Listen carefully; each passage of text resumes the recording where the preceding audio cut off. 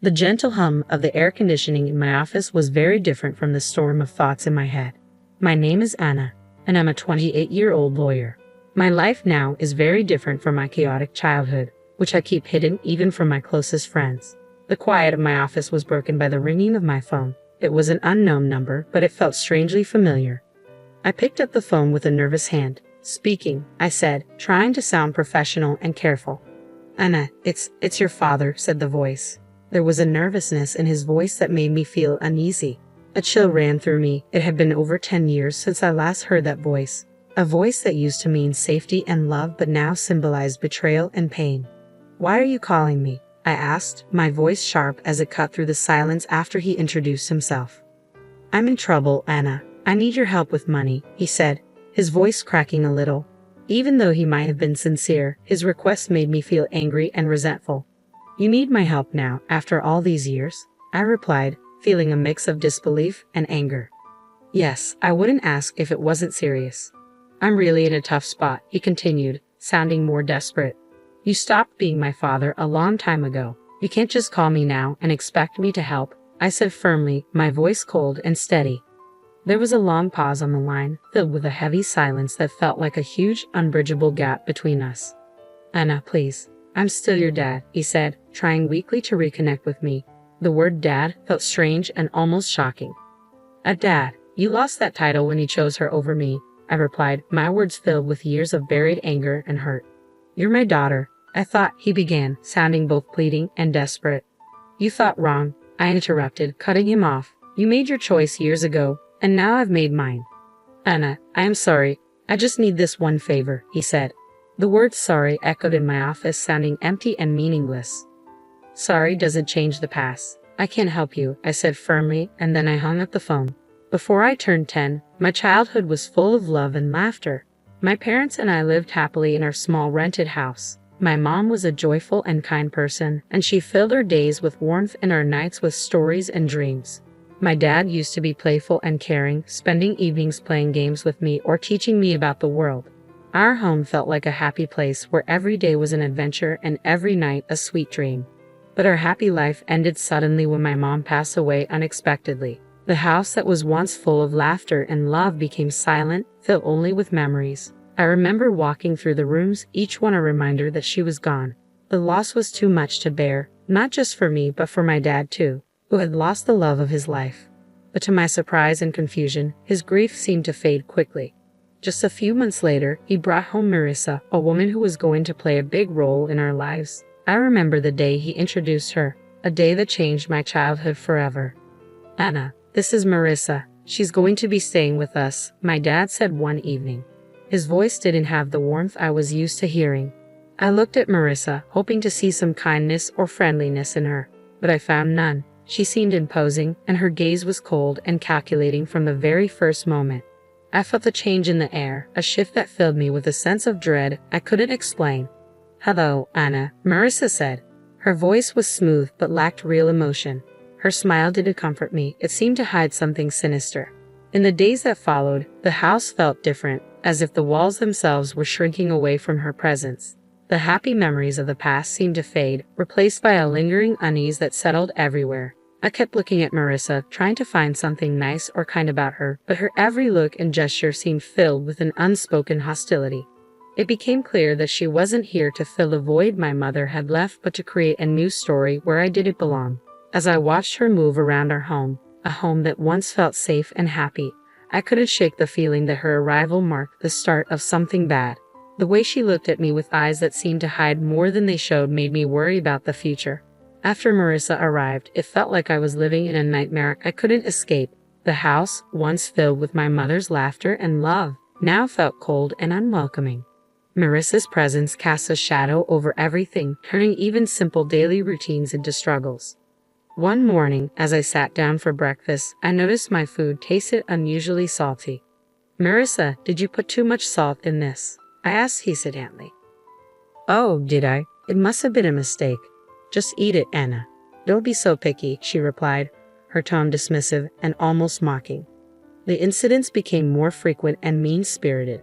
I remember finding my clothes ruined after they were washed. "Marissa, my clothes are all faded. What happened?" I asked one day, holding up my favorite dress, now discolored and unwearable. She glanced at it and shrugged nonchalantly. Maybe the washing machine is acting up, or perhaps it's time you stop wearing such childish clothes. I felt a surge of frustration but knew arguing would only make things worse. Feeling helpless, I turned to my dad, hoping he would see through her act. "Dad, Marissa is ruining my things. She's always mean to me," I said one evening, my voice trembling with anger and sadness. But my dad's reaction was not what I had hoped for. "Anna, you're just imagining things. Marissa is trying her best to fit into our family. Stop causing trouble," my dad said firmly, and his words hurt deeply. Every day felt like a struggle, dealing with Marissa's hostility and my dad's indifference. The home that used to be a safe haven now felt like a prison. I began spending more time in my room, trying to escape the constant tension. Living in that unhappy house made me feel alone and misunderstood. The safety and happiness that once filled our home were replaced by fear and anxiety. I missed the past when my mom's smile could brighten up the whole room, so different from the darkness that now filled every corner. Living with Marissa became a daily challenge of avoiding her and putting up with her cruelty. Her hostility towards me started with small things like pinching my arm or twisting my stomach, always in places I could hide under my clothes. The pain was sharp and a constant reminder of how helpless I felt. I started coming up with ways to avoid her, always being careful about where she was in the house. I would take long routes to my room or wait until she was busy before I moved around.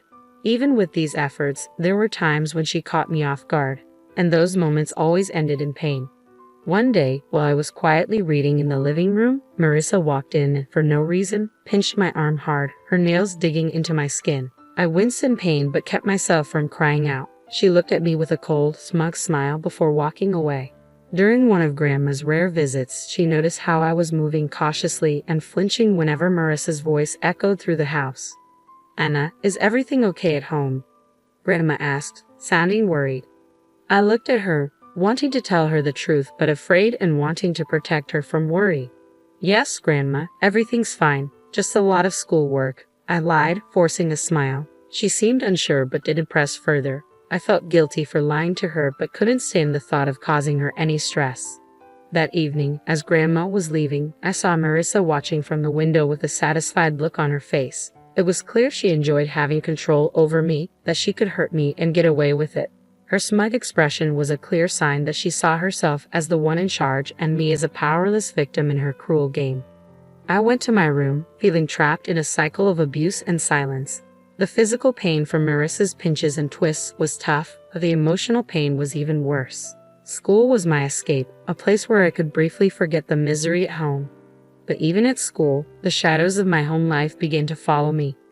Mrs. Thompson, my kind-hearted teacher who always encouraged us, noticed something was wrong.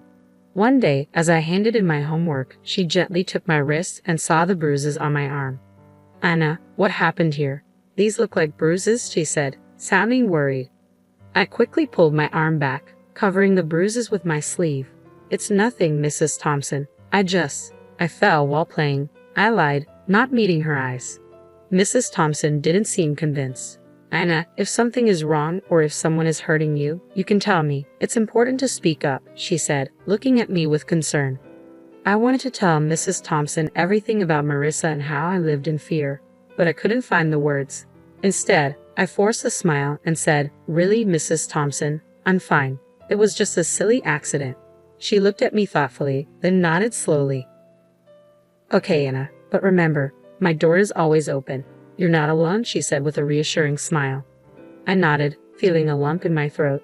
Her kindness made it even harder to keep up the pretense that everything was okay. As I walked home, Mrs. Thompson's words echoed in my mind. I felt grateful for her concern, but also deeply lonely, carrying my burdens alone. The idea of telling the truth about my home life was frightening. I worried about what Marissa might do if she found out I had talked to someone. That night at dinner, I was quiet, lost in thoughts about Mrs. Thompson's offer to help. Marissa noticed my silence. "Why so quiet tonight, Anna? Cat got your tongue?" she asked, her tone mocking. I just shook my head and kept eating, trying to make myself as small and invisible as possible. After dinner, lying in bed, I felt overwhelmed by my situation. Mrs. Thompson's concern showed me that people cared, but I was still too afraid to speak up. I was stuck between wanting to tell someone and fearing what Marissa might do if she found out. The day Mrs. Thompson decided to involve my father was filled with anxiety for me. I sat nervously in the principal's office, worried about how my father would react. When he finally arrived, he looked stern and embarrassed. "What's going on, Anna? Why did the school call me here?" he asked sharply as he walked in. I looked at Mrs. Thompson, hoping for support. Trying to steady my voice, I said, "Dad, Mrs. Thompson saw. She saw the bruises, feeling his intense gaze on me. Before I could explain more, he interrupted, his anger clear. "Bruises? What are you talking about? Are you making up stories again?" Mrs. Thompson spoke up, her voice calm but firm. "Mr. Smith, I'm worried about Anna. The bruises on her arm don't seem accidental. We need to look into this." My father's face grew red with anger. "She's perfectly safe at home. Anna, are you spreading lies about our family?" he asked, clearly disappointed in me. The tears I had been holding back started to fall. "It's not lies, Dad. Marissa, she's been hurting me." I finally told the truth, but he looked completely shocked. "Marissa? That's absurd. She's been nothing but kind to you. I won't let you accuse her like this," my father said. "But Dad, it's the truth," I cried, trying to make him believe me. He stood up abruptly, losing patience. "That's enough. Tell Mrs. Thompson you made it all up." I turned to Mrs. Thompson and repeated his words. She nodded but didn't say anything. When we got home, my father locked me in my room without another word. Through the door, I could hear Marissa's voice, pretending to be concerned. "I told you she's just seeking attention," she said. I sat on my bed, feeling completely alone and hopeless. The one person I thought I could always rely on had turned away from me. My room, which used to be my safe place, now felt like a prison. I lay there, thinking about everything that had happened. The physical pain from Marissa was hard, but the real hurt came from being disbelieved and punished by my own father. It was a harsh realization that the person who was supposed to protect and love me was now causing me the most pain. The days I spent locked in my room were some of the darkest I'd ever known. Feeling trapped and alone, I knew my only hope was my grandmother. She was always kind and loving, but I had never wanted to burden her with my troubles. One evening, when I was sure Marissa and my father were busy, I gathered the courage to call my grandmother. My hands were shaking as I dialed her number. "Hello," her familiar, warm voice answered. "Grandma, it's me, Anna," I said, trying to keep my voice calm. "Anna, my dear, how are you?" she asked, with genuine care in her voice. Tears filled my eyes as I said, "Grandma, I need help. Can I come and stay with you for a while?" There was a pause on the other end. "What's wrong, Anna? Did something happen?" I took a deep breath and let the words spill out. "It's Marissa. She's been hurting me, and Dad won't believe me. I don't know what to do." I could hear my grandmother's concern as she quickly said, "Of course, dear, come right over." The next day, my grandmother arrived. She was small, but her presence was powerful. She confronted my father with surprising strength. "John, I'm taking Anna with me. She's not safe here," she said firmly. My father, surprised, tried to argue. "Mom, you can't just take her. She's my daughter." "Your daughter whom you're failing to protect," she shot back. "I won't stand by and let her suffer." Marissa tried to stop her. "She's just a child making up stories. You can't believe her over us." Grandma looked at Marissa with a steely gaze. "I can see a scared child when I see one. Anna is coming with me. If you try to stop me, I'll take this to the authorities." Seeing that he was outmatched, my father didn't argue anymore. As I packed my things, I noticed Marissa's defiant look change to one of defeat. Leaving the house with my grandmother, I felt a huge weight lift off my shoulders. For the first time in months, I felt safe.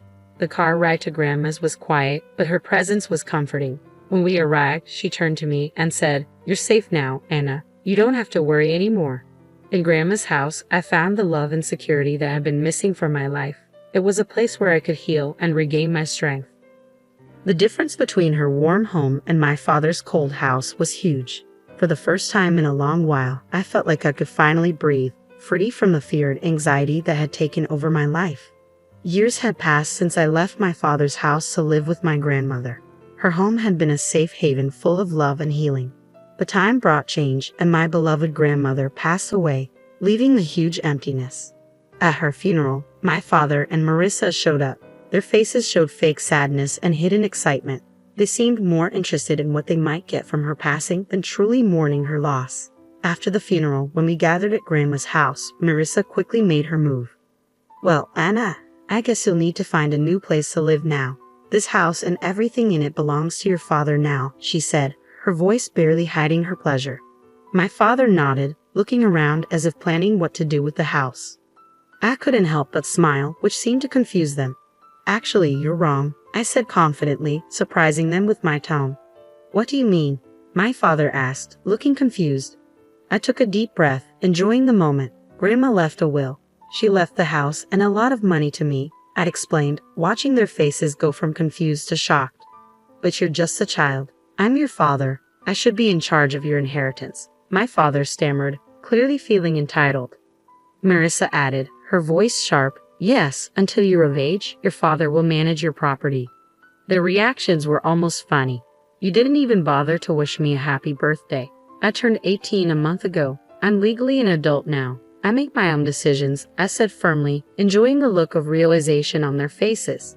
My father's expression changed from shock to anger and then to a desperate plea. Anna, you can't do this. We're your family, he said, trying to convince me. I looked at them, old memories flooding back. You stopped being my family a long time ago, I said calmly. Marissa stepped forward, now begging. Please let us stay in the house. We have nowhere else to go. We didn't renew our lease. I shook my head. This is my house now. You'll have to find somewhere else to live. As they left, I felt years of pain and neglect lift from my shoulders. I stood in the house that was now mine, a house full of my grandmother's love, and felt a sense of closure. The past still echoed in the house, but the future was mine to shape. I sat there with my phone in hand, feeling a mix of emotions, anger, betrayal, and a sense of injustice. But through it all, there was also a feeling of strength, a reminder of the resilience that had helped me through the toughest times.